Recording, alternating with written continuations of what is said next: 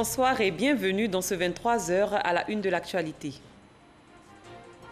Le financement de projets de développement en Côte d'Ivoire était aujourd'hui au cœur d'une rencontre au palais présidentiel. Le chef de l'État, Alassane Ouattara, s'est entretenu avec le président de CDC, une institution financière britannique. Abidjan a abrité les 17 et 18 octobre dernier la conférence des premières dames d'Afrique de l'Ouest et du Sahel. À la suite de ce conclave, un hommage a été rendu aux épouses des chefs d'État de la sous-région ouest africaine. Un dîner a été organisé en leur honneur. La peste porcine africaine a été constatée à Ferkessédougou dans le nord. Le ministère des Ressources animales et halieutiques apporte des précisions sur cette information et se prononce sur les mesures prises par le gouvernement. Merci d'être avec nous pour cette demi-heure d'information. Au palais présidentiel, le chef de l'État Alassane Ouattara a reçu ce jeudi le président de CDC, une institution financière britannique. Les échanges ont porté sur le financement de projets de développement en Côte d'Ivoire. Awa Touré. L'institution britannique de financement du développement, CDC, entend renforcer ses investissements en Afrique subsaharienne. En mission de prospection en Côte d'Ivoire, le président du groupe CDC est venu présenter au chef de l'État, le président de la République Alassane Ouattara, son plan d'investissement dans la sous-région ouest africaine. Nous avons une très bonne réunion avec le président. On parlait premièrement le progrès de Côte d'Ivoire. Si pour moi, à visiter, à voir tous les progrès économiques, c'est très très impressionnant. Et aussi, nous avons parlé de l'histoire de CDC pendant la dernière 70 ans. Et nous avons une grande histoire en Côte d'Ivoire. Et fait les grands investissements dans CEF, Cavalier. Et on a continué à faire l'investissement en Azito. Nous sommes le plus grand investisseur dans Azito. Et à ce moment, nous avons 200 millions de dollars d'investir ici. Entièrement détenu par le gouvernement britannique, le groupe CDC soutient le développement du secteur privé en Afrique et en Asie du Sud en vue de créer des emplois et améliorer durablement les conditions de vie des populations locales. La conférence des premières dames d'Afrique de l'Ouest et du Sahel a pris fin hier au Sofitel Hôtel Ivoire d'Abidjan en présence de la première dame ivoirienne Dominique Ouattara. Thème choisi, protection de l'enfant et autonomisation de la femme. Au terme de cette rencontre, un dîner a été offert en l'honneur des épouses des chefs d'État de la sous-région ouest africaine. Le vice-président ivoirien Daniel Cablon-Duncan représentait le président de la République Alassane Ouattara au dîner offert en l'honneur des premières dames d'Afrique de l'Ouest et du Sahel. On écoute le vice-président de la République. Par-delà les questions liées aux violences, à la traite, à l'exploitation au travail des enfants dans notre zone, qui ont été au cœur de vos travaux, cette rencontre de haut niveau permet aussi de renforcer les liens de fraternité et de coopération entre nos pays et nos peuples. C'est pourquoi il me plaît, Madame Dominique Ouattara, première dame de Côte d'Ivoire, de vous renouveler, au nom de Son Excellence Alassane Ouattara, président de la République, nos distingués et respectueux hommages, ainsi que nos chaleureuses félicitations pour avoir pris cette belle initiative de réunir vos sœurs autour de cette importante problématique. Je salue, au nom de Son Excellence Alassane Ouattara, président de la République, et au nom du gouvernement, votre engagement personnel et dynamique pour notamment l'éducation, le bien-être et la protection des enfants. C'est cette même dynamique qui vous a conduit à mobiliser autour de cette noble cause, mesdames les premières dames de l'Afrique de l'Ouest et du Sahel. Quand on connaît le rôle central que jouent les femmes dans nos communautés et dans nos pays, il ne fait aucun doute que mesdames les premières dames peuvent, par leur réflexion, être une efficace force de proposition pour les chefs d'État et de gouvernement de nos pays. Excellences, mesdames les premières dames, votre engagement sans réserve dans un cadre de coopération renforcé apportera sûrement une impulsion dynamique et des avancées notables dans cette problématique lancinante des violences, de la traite, de l'exploitation et du travail des enfants en Afrique de l'Ouest et au Sahel. Rendons-nous à Ferkessédougou, dans le nord ivoirien. Des cas de peste porcine africaine ont été signalés dans ce département. Pour apporter des précisions sur cette information et se prononcer sur les mesures prises par le gouvernement pour lutter contre cette maladie, le ministère des Ressources animales et halieutiques était face à la presse cet après-midi. Chantal Akandan. Au début du mois de septembre 2017, des mortalités de porcs ont été constatées dans des élevages du département de Ferkessédougou, au nord de la Côte d'Ivoire. Selon un communiqué de presse du ministère des Ressources animales et halieutiques du 16 octobre 2017. Les résultats des examens réalisés par le Laboratoire national d'appui au développement agricole sur les porcs résiduels se sont révélés positifs, confirmant ainsi la présence du virus de la peste porcine africaine dans certaines localités de Ferkessédougou. Le ministre des Ressources animales et halieutiques rassure donc les consommateurs et les acteurs de la filière porcine que la consommation et la vente des porcs n'est pas interdite en Côte d'Ivoire, en dehors du département de Ferkessédougou infecté par la maladie.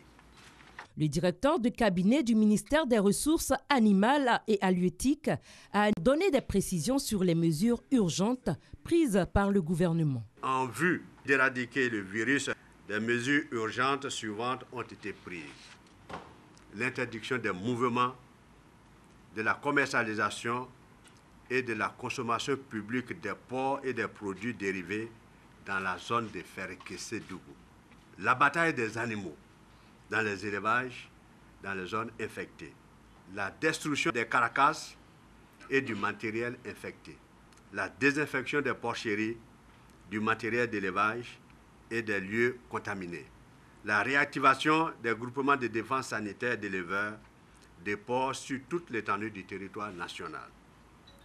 L'institution d'une veille sanitaire sur l'étendue du territoire national, notamment dans les régions non touchées, pour empêcher toute introduction malveillante dans celles-ci des matières virulentes à partir des zones infectées et la mise en fonctionnement immédiate des postes de contrôle sanitaire. Notons que la peste porcine africaine ne constitue pas une menace pour la santé de l'homme.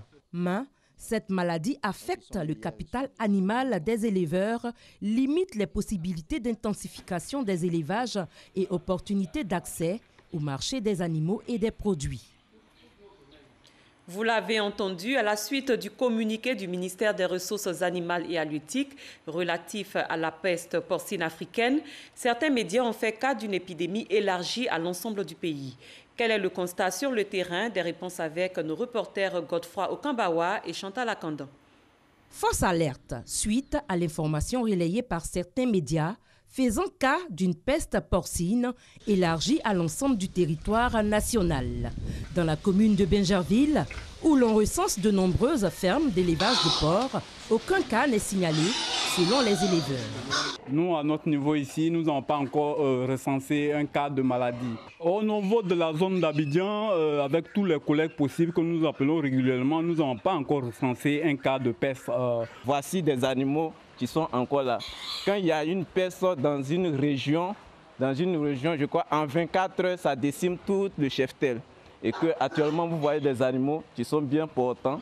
Pour ce que nous avons pu constater, les consommateurs de porc n'ont pas rompu avec leurs habitudes. La viande porcine se consomme à volonté. Ici, à Abidjan, on n'a pas de problème, hein, parce que nous consommons. Voilà, même d'ici, j'irai jusqu'à Yopougon pour consommer encore. Il n'y a pas vraiment de soucis. C'est la viande que moi j'aime manger beaucoup par rapport aux autres. Donc il n'y a pas de problème. Pour le moment, je n'ai pas encore appris qu'il y a un problème de santé là-dedans, voilà, à Abidjan ici. En Côte d'Ivoire, la production du porc s'élève à plus de 6 000 tonnes par an. Parlons coopération agricole entre le Cameroun et la Côte d'Ivoire. Une délégation du ministère camerounais de l'Agriculture a séjourné récemment dans la ville d'Abbeville. Elle s'est rendue à la coopérative ivoirienne de négoce des produits agricoles. Objectif, s'imprégner des réalités dans la production du café et du cacao ivoirien. On retrouve Chantal Akandan pour le compte-rendu. Une visite qui s'inscrit dans le cadre de la coopération agricole entre le Cameroun et la Côte d'Ivoire. À Agboville, il s'agit pour la délégation camerounaise de s'inspirer des réalités que vivent les producteurs du binôme café-cacao. Objectif, aider à la relance de la filière au Cameroun. Nous avons pu voir comment une organisation de producteurs, une coopérative a commencé de façon embryonnaire et a évolué jusqu'à être pratiquement professionnelle. Ils sont arrivés jusqu'à faire la qualité en faisant la certification, n'est-ce pas, de leurs produits. Et cela leur a permis, n'est-ce pas, de pouvoir avoir les meilleurs prix. Voilà ce que nous avons apprécié aujourd'hui et nous rentrons étant très satisfaits de cette visite. Nous rentrons étant très édifiés par rapport à ce que nous avons vu. L'escale d'Agboville a permis aux responsables de la société coopérative ivoirienne de négoce des produits agricoles, SYMPA, d'expliquer à la délégation camerounaise le mécanisme mis en place pour le bon fonctionnement de leur coopérative. Nous allons redoubler plus d'efforts pour que les exemples des coopératives de la Côte d'Ivoire puissent aller loin.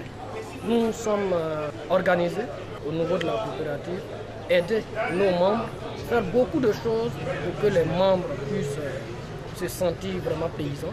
Et je pense que d'ici 2020, vous allez voir que beaucoup de choses vont pousser à la coopérative. Des échanges fructueux qui ont permis à la délégation camerounaise d'apprendre suffisamment sur l'expérience ivoirienne. Spécialisée dans la commercialisation du café-cacao, la SYMPA envisage à se doter très prochainement d'une unité de transformation des fèves de cacao.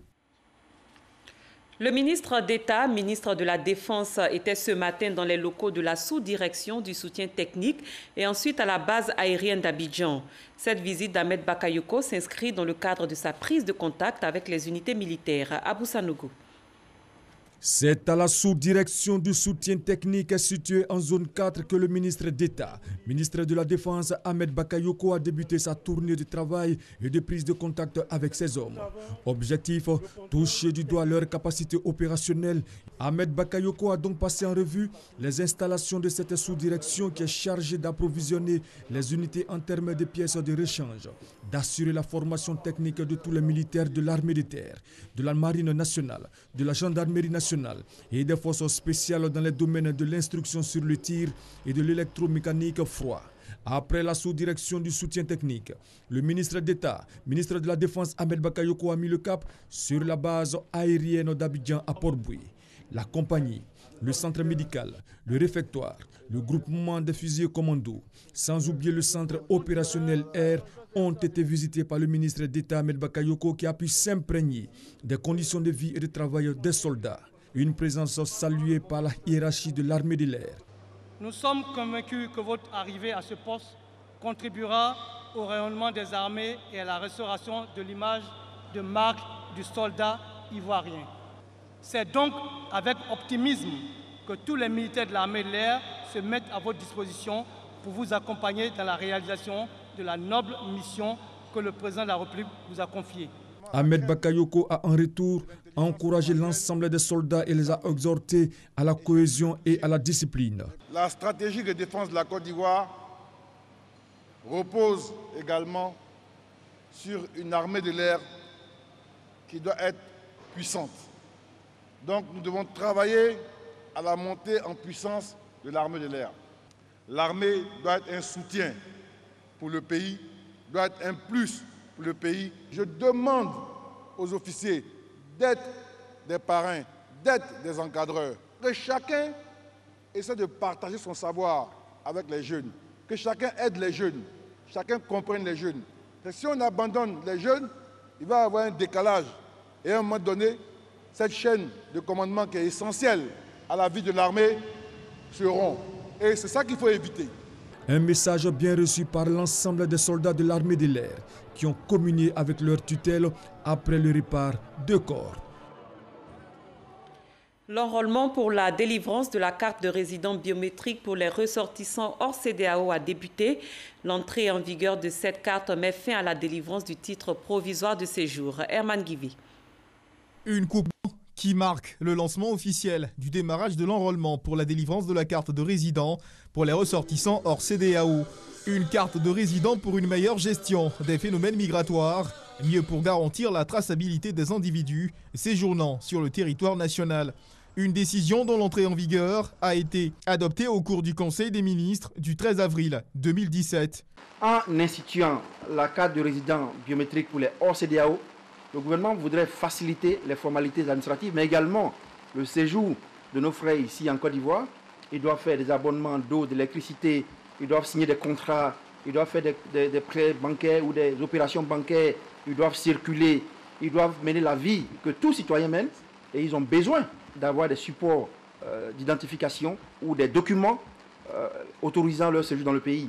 Quelle est la démarche à suivre par les ressortissants hors CEDEAO pour se faire enrôler? Quelles sont les informations importantes à savoir? Les personnes vont directement sur le site internet de l'Office national d'identification, www.onu.ci. Si vous allez directement sur cette interface, ils vont vous demander un certain nombre d'informations.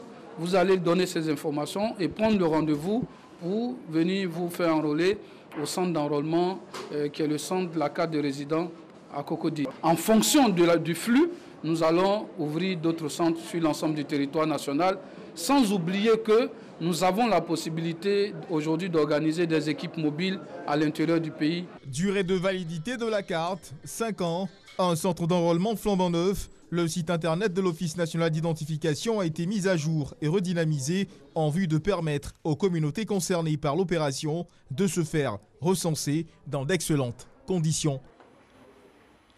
On met le cap sur Washington, aux États-Unis, où se sont tenues les assemblées annuelles du groupe de la Banque mondiale et du Fonds monétaire international. En marge de cette rencontre, un accord a été signé entre la Banque et l'Union économique et monétaire ouest-africaine. Il vise à soutenir les projets d'habitat modeste dans les 8 pays de l'Union. Adama Koni. Les formats sont variés aux assemblées annuelles du groupe de la Banque mondiale et du Fonds monétaire international à Washington. En dehors des grandes salles de réflexion sur les concepts économiques, il y a aussi des espaces de concrétisation des décisions annoncées. L'Union économique et monétaire ouest-africaine et la Banque mondiale signent ici le sort d'une frange importante de la population ouest-africaine pour l'accès à la propriété immobilière. Il s'agit de donner un coup de pouce aux populations à revenus modestes dans l'achat de maisons. Le mécanisme est simple. Ce projet, concrètement, ce qu'il va faire, c'est qu'il va mettre des ressources IDA dans la CRRH UMOA, la Caisse de refinancement hypothécaire, pour que la CRRH puisse donner des prêts à long terme aux sociétés de microfinance et aux banques, pour que celles-ci étendent la maturité des prêts qu'elles font aux emprunteurs finaux. Donc ça veut dire que vous, si vous voulez emprunter pour une maison, au lieu de le faire à 7 ans, vous allez pouvoir le faire à 15 ans. Et donc, ça va permettre à beaucoup plus de gens d'avoir accès à un prêt au logement. À travers la Convention de Washington, le guichet IDA de la Banque mondiale s'engage à débloquer une ligne de crédit de 76 milliards de francs CFA pour les logements sociaux. Nous allons redonner l'argent aux banques à un taux de 4,5 sur 15 ans, sachant que les banques ne peuvent pas faire de prêts à plus que 6,5%, et pour des maisons qui, terrain compris, ne dépassent pas les 15 millions de francs CFA. Quelle sera la clé de répartition du prêt de la Banque mondiale qui permettra de donner de l'espoir à 50 000 familles à faible revenu par an sur 5 ans? Nous n'avons pas de clé de répartition entre les 8 pays. Nous allons où il y a effectivement la demande de logements sociaux, là où les politiques d'offres seront les plus actives, là où les politiques nationales seront les plus incitatives pour faciliter le développement des logements sociaux. Naturellement, nous ferons en sorte que tout l'argent n'aille pas à un ou deux pays. On peut dire qu'il y a des marchés qui sont plus matures que d'autres. On peut considérer que le marché ivoirien est un marché relativement mature, que le marché sénégalais est un marché relativement mature. C'est une nouvelle ère de coopération que la Banque mondiale expérimente ainsi. C'est le premier accord régional conclu. Le déficit en logement est évalué à 3 500 000 unités dans l'UEMOA. Rien qu'à Abidjan, le besoin est estimé à 40 000 logements par an. Que renferme l'université virtuelle et quels sont les enjeux de l'enseignement à distance? Ces questions ont été abordées ce week-end à Korogo par les responsables des institutions d'enseignement supérieur public, membres du RESAO. C'était à l'université Peleforo Gonkoulibaly. Charles Tatsou. Université virtuelle, une alternative de formation crédible et de qualité à travers les TIC. Pour la réussite de la mise en place de tout son système de fonctionnement, recteurs, présidents et directeurs généraux des institutions d'enseignement supérieur public membres de RESAO ont investi pendant 3 jours l'université Péléforongo Koulibaly. C'est à l'occasion des activités annuelles du réseau pour l'excellence de l'enseignement supérieur en Afrique de l'Ouest. Thème de cette rencontre, l'enseignement à distance, enjeux et perspectives. Pour rendre crédible les diplômes que vous délivrez, il faut nécessairement savoir qui est derrière l'ordinateur et compose. Nous voulons donc comprendre pour l'Université virtuelle de Côte d'Ivoire, qu'est-ce qui a été adopté, pour l'Université virtuelle du Sénégal, qu'est-ce qui a été adopté, et pouvoir discuter et dire, bon, dans notre espace, voilà là où on veut aller, et travailler à ce que ces 2 structures-là puissent aller dans ce sens, afin que nous qui venons après, nous puissions adopter ce même modèle pédagogique. La ministre de l'Enseignement supérieur et de la Recherche scientifique, professeur Bakayoko Ly Ramata, a présidé l'ouverture des travaux. Le défi majeur est donc désormais celui de l'intégration généralisée du numérique dans les pratiques académiques, pédagogiques et de recherche, afin de s'en servir pour améliorer la qualité de l'offre de formation et maîtriser la gestion des flux de plus en plus importants d'étudiants aspirant à la poursuite des études supérieures dans tous les pays de l'espace RESAO. Parrain de ce colloque international, le Premier ministre Amadou Gon Coulibaly. Il s'est fait représenter par son conseiller spécial. Monsieur le Premier ministre, avec l'accord du président de la République, a permis le financement de l'extension du Wi-Fi dans les 5 universités publiques hors Mans et à l'INPHP. Et en plus de l'extension du Wi-Fi, il y aura l'abonnement Internet pour 3 ans pour les universités. Les conclusions de ces travaux d'échange permettront de booster l'enseignement à distance. En économie, la ville de Grand Bassam a abrité ce lundi une rencontre du groupe intergouvernemental d'action contre le financement du terrorisme. Elle porte sur les nouvelles techniques d'évaluation du système financier. Le coup d'envoi de cet atelier qui réunit les États membres de la CEDEAO a été donné par le ministre de l'Économie et des Finances, Jean-Jacques Ouami. Après la fin, en 2012, du premier cycle d'évaluation mutuelle des dispositifs de la lutte contre le blanchiment d'argent et le financement du terrorisme des États membres de la Communauté des États de l'Afrique de l'Ouest CEDEAO, conformément aux recommandations de la communauté internationale, le groupe intergouvernemental d'action contre le blanchiment d'argent et le financement du terrorisme de l'Afrique de l'Ouest, GIABA, a invité en Côte d'Ivoire les évaluateurs nationaux à un atelier régional. L'atelier avait pour but de fournir essentiellement aux acteurs engagés dans l'évaluation des pays, d'avoir tous les instruments et de se les approprier dans le cadre de la coopération internationale, afin que l'évaluation de nos pays que nous avons engagés soit un véritable succès. Le blanchiment d'argent et le financement du terrorisme impactent négativement les économies. Tous ces méfaits, souligne le représentant du Premier ministre, invitent les États à coopérer.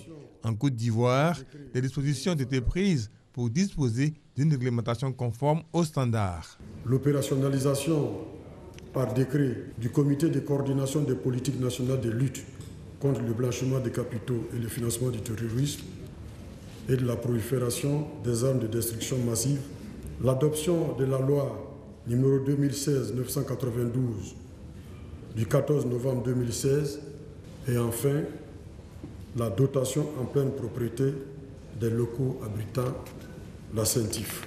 Par ces actions, le gouvernement a démontré la volonté de l'État de Côte d'Ivoire à assurer son développement économique et financier avec de l'argent propre et à œuvrer à l'émergence de notre pays en se conformant aux 40 recommandations du GAFI. Créé en 2000, le GIABA a pour mission de lutter contre le blanchiment des capitaux et le financement du terrorisme en Afrique de l'Ouest. Le Conseil national de la presse dresse le bilan des entreprises de presse. 44 entreprises payent les journalistes à la convention collective. 40 ont déclaré leurs travailleurs à la CNPS et 20 ne disposent ni d'attestation de régularité de paiement de leurs dettes sociales, ni de moratoire de paiement. La suite avec Issaïou. Le Conseil national de la presse CNP, au titre de l'année 2017, à décerner des bons et mauvais points. La liste des bons et mauvais élèves concernant les entreprises de presse est désormais connue. Sur la base des documents reçus des patrons de presse concernant les bons élèves, sur 64 entreprises de presse, le CNP a relevé que 44 payent leurs professionnels à la convention collective. 40 ont déclaré leurs travailleurs à la CNPS, Caisse nationale de prévoyance sociale. 14 disposent d'une attestation de régularité des paiements de leurs dettes sociales vis-à-vis de la CNPS et 13 disposant d'un moratoire de paiement de leurs dettes sociales avec la CNPS. Pour ce qui concerne les mauvais élèves, 20 entreprises de presse ne disposent ni d'attestation de régularité des paiements de leurs dettes sociales vis-à-vis de la CNPS, ni de moratoire de paiement. Cette opération du CNP vise à doter la Côte d'Ivoire d'entreprises viables. Il y a des sociétés d'édition qui font des efforts pour faire face à leurs obligations sociales, pour faire face à leurs charges. Mais il faut reconnaître qu'en face, les résultats financiers n'aident pas à aller plus loin que ce que ces entreprises de presse réalisent. Mais nous les encourageons à s'organiser, à mieux se restructurer. Les organisations de la presse saluent le travail de l'organe de régulation tout en l'invitant à la vigilance auprès des entreprises de presse. Vous avez tout le discours, c'est tenu autour de la convention collective, autour des salaires des journalistes, autour de la déclaration à la CNPS. Ce sont des questions que nous avons toujours portées. Et nous sommes heureux aujourd'hui que ces questions soient portées par le CNP. Nous sommes satisfaits des conclusions qui ont été tirées. Seulement, nous constatons qu'il y a beaucoup de travail à faire de part et d'autre. C'est pour cela que tous les acteurs des médias vont se retrouver bientôt pour analyser un peu la situation. Le Conseil national de la presse entend mieux faire l'année prochaine. Toutes les informations reçues seront vérifiées auprès des journalistes et de la CNPS. À l'occasion de la commémoration du 112e anniversaire du président Félix Houphouët-Boigny, premier président de Côte d'Ivoire, la Fondation Félix Houphouët-Boigny pour la recherche de la paix a initié hier une conférence. Thème retenu, le processus démocratique en Afrique, contraintes et perspectives. Il s'est agi d'explorer des pistes de réflexion pour le renforcement de la démocratie sur le continent. Ahmed Traoré, Citasoro. Explorer des pistes de réflexion sur les œuvres de paix et de démocratie du président Félix Houphouët-Boigny, c'est le but de la conférence animée par le professeur Latiedo Sébastien. Autour du thème, le processus démocratique en Afrique, contraintes et perspectives. Le processus démocratique en Afrique est marqué par des contraintes aussi bien constitutionnelles, sociales, politiques qu'économiques. Mais qu'au-delà de ces contraintes, il y a un mouvement constitutionnel africain et on a noté aussi que dans cette nouvelle dynamique, il y a la mise en place de nouvelles institutions. Selon le premier responsable de la Fondation Félix Houphouët-Boigny pour la recherche de la paix, cette conférence est à saluer. Dans tous les pays du monde, ce sont les Africains qui avaient perdu cette tradition. On honore les personnalités qui ont marqué votre histoire. Et c'est le cas d'Houphouët. Et la fondation qu'il a créée a pour mission essentielle de défendre sa mémoire, de défendre son œuvre et de permettre aux futures générations de s'approprier son idéal de paix. S'il est en vie, le président Félix Houphouët-Boigny aurait cette année 112 ans. Les journées commémoratives de l'anniversaire de sa naissance se tiennent en ces 18 et 19 octobre 2017 à Abidjan et à Yamoussoukro. Ailleurs au Togo, ce jeudi encore, la capitale Lomé a tourné au ralenti. Commerce fermé, rue déserte, alors que l'opposition a maintenu son appel à une nouvelle mobilisation contre le régime, malgré l'interdiction du gouvernement de manifester les jours de semaine. Les forces de l'ordre ont réprimé des marches de l'opposition, lors desquelles 4 personnes ont été tuées mercredi à Lomé et Sokodé. Les manifestants exigent une réforme de la Constitution pour limiter le mandat présidentiel. En sport, ici en Côte d'Ivoire, la crise entre le comité olympique et la Fédération ivoirienne de taekwondo a connu un dénouement heureux. Après médiation, les deux parties ont fait une déclaration commune qui met fin à la crise. C'est la fin de cette édition. Merci de l'avoir suivi. Excellente fin de soirée. À très bientôt.